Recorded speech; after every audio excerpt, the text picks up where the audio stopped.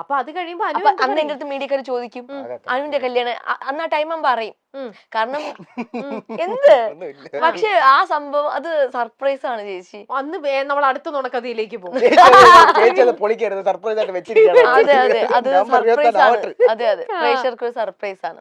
Okay അല്ല അതെങ്ങനെ ഇത് നാളെ എന്റെ ആകാം, വേണമെങ്കിൽ വേറൊരാളുടെ ആകാം. അങ്ങനെ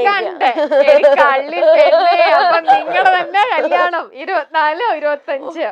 എന്റെ പൊന്നെ അങ്ങനെയാണെങ്കിൽ ഞാൻ എന്തെല്ലാം എനിക്ക് സ്വന്തമായിട്ട് യൂട്യൂബ് ചാനൽ ഉണ്ട്. അതിൽ ഞാൻ പറയും ഞാൻ ഇപ്പോഴേ പർച്ചേസിങ് കാര്യങ്ങളൊക്കെ തുടങ്ങുമായിരുന്നു. ഇല്ല അങ്ങനെയൊന്നുമല്ല. അത് നവംബർ സമയം ഇനി കുറച്ച് നാളും കൂടെ ഉള്ളൂ. അപ്പൊ എന്തായാലും നിങ്ങൾ ശ്രദ്ധിച്ചോ, ഈ വരുന്ന നവംബർ 24, 25 ദിവസങ്ങളിലാണ് അനുമോളുടെയും ജീവന്റെയും കല്യാണം.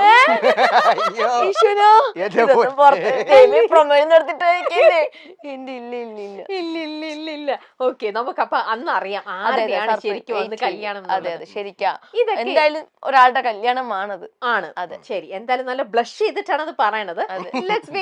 എനിക്ക് ഇഷ്ടപ്പെട്ട ഒരാളുടെ കല്യാണമാണ്. ഞാൻ ഒരുപാട് സ്നേഹിക്കുകയൊക്കെ ചെയ്യുന്ന ഒരാളുടെ കല്യാണം. ആണോ? എന്നാ ജീവൻ വേറെ ആരെങ്കിലും കല്യാണം കഴിക്കാൻ പോണോ? അല്ല നോക്കട്ടെ ശരി. അപ്പൊ ഇങ്ങനെ കൊറേ ഇങ്ങനെ കേൾക്കുമ്പോഴേക്ക് ജീവൻ എന്താ തോന്നണേ, ഇവളെ എന്നാ പ്രേമിച്ച് കളഞ്ഞാലോ, ഇവളെ എനിക്ക് സെറ്റ് ആവുന്ന അങ്ങനെ എപ്പോഴെങ്കിലും നിങ്ങൾക്ക് ശരിക്കും തോന്നിയിട്ടുണ്ട്? കാരണം നിങ്ങൾക്ക് ജെനുവിനായിട്ട് ഇങ്ങനെയൊന്നും ഇല്ലെങ്കിൽ ഇങ്ങനെ എപ്പോഴും കേൾക്കുമ്പോൾ നിങ്ങൾ തമ്മിലുള്ള ഫ്രണ്ട്ഷിപ്പിന്റെ പുറത്ത് സ്വാഭാവികമല്ലേ നമുക്ക് തോന്നാം, ഓക്കെ ഇത് എനിക്ക് സെറ്റ് ആവൂ ഇവള് അങ്ങനെ തോന്നി. അതെന്താന്നറിയോ തോന്നാതെ, നമ്മൾ ഫുൾ ടൈം എന്താ പറയണ്ടേ ടോം ആൻഡ് ജെറി ആയിട്ട് നടക്കുന്നത്. അപ്പൊ അങ്ങനെ ആവുമ്പോ നമ്മൾ കൂടുതൽ എല്ലാ കാര്യങ്ങളും ഓപ്പൺ സംസാരിക്കും. നമ്മൾ ഈ വെബ് സീരീസ് ചെയ്തപ്പോ തൊട്ട് അങ്ങനെ ഒരു ക്യാരക്ടർ ആയിരുന്നു അതിനകത്ത്. എന്ന് വെച്ചാൽ റൊമാൻസും അങ്ങനെ അല്ല റൊമാൻസിന്റെ മാത്രമല്ല, അവര് ഈ രണ്ട് ക്യാരക്ടർ തമ്മിൽ എപ്പോഴും അങ്ങോട്ടും ഇങ്ങോട്ടും ഒരു അടിയും വഴക്കൊക്കെ ഉണ്ടായിരുന്നു. അപ്പൊ അങ്ങനെ വന്ന് ആ ഒരു ക്യാരക്ടറിൽ തന്നെ നമ്മളായി. പിന്നെ ഞങ്ങള് രണ്ടുപേരും തമ്മിൽ അങ്ങനെ ഒരു ഈ കണക്ഷൻ ആണുള്ളത്. അങ്ങോട്ടും ഇങ്ങോട്ടും ചുമ്മാ അടിയും വഴക്കും അല്ലെങ്കിൽ എന്താ പറയണ്ട ഒരു അങ്ങനെ ഒരു വേറൊരു രീതിയിലേക്ക് ഇതുവരെ അങ്ങനെ നമ്മള് ചിന്തിച്ചിട്ടില്ല.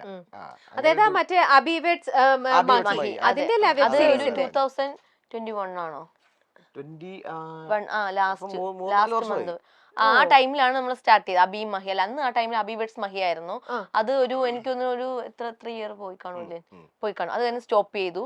അത് കഴിഞ്ഞ ശേഷം ഇപ്പൊ വീണ്ടും തുടങ്ങാൻ പോകും അബി മഹി. അത് ഭയങ്കര നല്ല വ്യൂവേഴ്സ് ഉള്ള ഒരു പ്രോഗ്രാം. പേര് മാറ്റി അബി മഹി. അതെ അങ്ങനെ അത് പ്രേക്ഷകരുടെ നിർബന്ധപ്രകാരമാണ് അതിപ്പോ വീണ്ടും തുടങ്ങുന്നത്.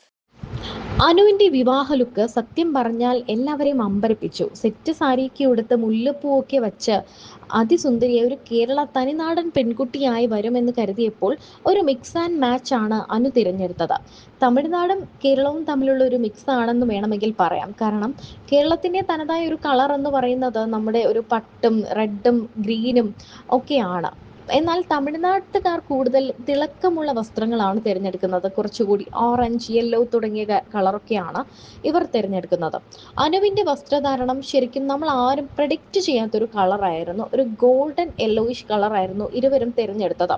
അതും സാരിയുമല്ല ഹാഫ് സാരിയുമല്ല, ഒരു ലഹങ്ക മോഡൽ ഡ്രസ്സായിരുന്നു അനു തിരഞ്ഞെടുത്തത്.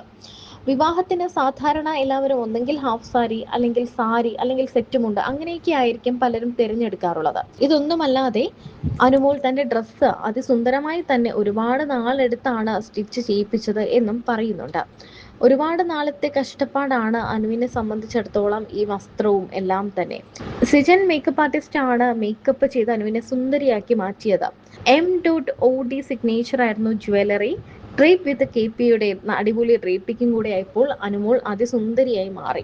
അനുവിന്റെ ഓരോ ഓർണമെന്റ്സിനും മിനിമൽ ആയിട്ടുള്ള ആഭരണങ്ങളും മുടി അഴിച്ചിട്ടുള്ള സിമ്പിൾ ഹെയർ സ്റ്റൈലും എന്നാൽ ഇച്ചിരി മുല്ലപ്പൂ വെച്ച് ഇച്ചിരി നാടൻ ലുക്കും ഒക്കെ ആയപ്പോൾ അനു അതിസുന്ദരിയായി മാറി. ശരിക്കും പറഞ്ഞാൽ ഒരു സർപ്രൈസ് തന്നെയായിരുന്നു അനുവിന്റെ വിവാഹം. ലൈഫ് സ്റ്റൈൽ ഫിറ്റ്നസ് ഒക്കെ ഇഷ്ടപ്പെടുന്ന എന്തായാലും ഒരു നടനല്ലാതെ ആരെങ്കിലും ആയിരിക്കും അനുവിനെ വിവാഹം കഴിക്കുന്നതെന്ന് ആരും ചിന്തിച്ചിരുന്നില്ല. അനുമോളുടെ അടുത്ത ബന്ധുക്കൾ ഒരു 50-ൽ താഴെ ആളുകൾ മാത്രമാണ് ഗുരുവായൂർ ക്ഷേത്രത്തിൽ വെച്ച് നടന്ന വിവാഹത്തിൽ പങ്കെടുത്തത്. നടൻ സുരേഷ് ഗോപി എത്തിയത് വലിയ രീതിയിൽ തന്നെ ചർച്ചയായി മാറിയിരുന്നു. MP-യും നടനുമായ സുരേഷ് ഗോപി എത്തിയിരുന്നു. താലി കെട്ടിയതിനു ശേഷം വധൂവരന്മാർ സുരേഷ് ഗോപിയുടെ അനുഗ്രഹം വാങ്ങി. അധികം ആളുകളെയൊന്നും താൻ വിവാഹത്തിന് ക്ഷണിച്ചിട്ടില്ല. ഏറ്റവും വേണ്ടപ്പെട്ട വളരെ കുറച്ചു പേർ മാത്രമേ ഉള്ളൂ. വിളിക്കാനാണെങ്കിൽ ലക്ഷക്കണക്കിന് ആളുകൾ ഉണ്ടെന്നാണ് അനുമോൾ പറഞ്ഞത്. ഇപ്പോൾ ഇതാ കല്യാണമായി. ഞാൻ അധികം കുട്ടി ഘോഷിക്കാതിരുന്നത് തന്നെയാണ് ഇത് നമ്മുടെ സ്വകാര്യ സന്തോഷമല്ലേ, അതുകൊണ്ടാണ് ആരോടും പറയാതിരുന്നത്. വിവാഹമാണെന്ന് കേൾക്കുമ്പോൾ എന്നെ സ്നേഹിക്കുന്ന ഒരുപാട് പേർക്ക് സന്തോഷമുണ്ടാവും. എൻ്റെ നല്ലത് ആഗ്രഹിക്കുന്ന ഒത്തിരി പേരുണ്ട്, ഇതുപോലെ മോശം ആഗ്രഹിക്കുന്നവരുമുണ്ട്. അങ്ങനെ മോശം ആഗ്രഹിക്കുന്നവർക്ക് ആദ്യമേ എല്ലാം കൊടുക്കണ്ട എന്ന് കരുതിയാണ് സത്യം പറഞ്ഞാൽ ഞാൻ വിവാഹത്തെക്കുറിച്ച് ഒന്നും തന്നെ പറയാത്തത്. സന്തോഷം ആഗ്രഹിച്ചിരിക്കുന്നവർക്കായി എല്ലാ വിശേഷങ്ങളും ഞാൻ എൻ്റെ യൂട്യൂബ് ചാനലിലൂടെ പുറത്തു പറയുമെന്നും അനുമോൾ പറയുന്നു. സ്റ്റാർ മാജിക് ഷോയിലൂടെയാണ് അനുമോൾ പ്രേക്ഷകർക്ക് പ്രിയങ്കരിയായി മാറിയത്. അതിനുശേഷം നിരവധി ആക്ഷേപഹാസ്യ പരിപാടികൾ അനുമോൾ ചെയ്തിരുന്നു. സ്റ്റേറ്റ് അവാർഡും ലഭിച്ചിട്ടുണ്ട്. 2025 സ്റ്റേറ്റ് അവാർഡ് ലഭിച്ചത്. Bigg Boss Malayalam season 7 title winner എന്ന നിലയിലും അനുമോൾ ശ്രദ്ധേയയായി മാറി. ബിഗ് ബോസിന് ശേഷമാണ് അനുമോളിനെ സ്നേഹിക്കുന്നവരും വെറുക്കുന്ന ഒരു സിറ്റുവേഷനിലേക്ക് വന്നത്. എന്നാൽ അനുമോൾ എന്നും ഒരുപോലെ തന്നെയായിരുന്നു.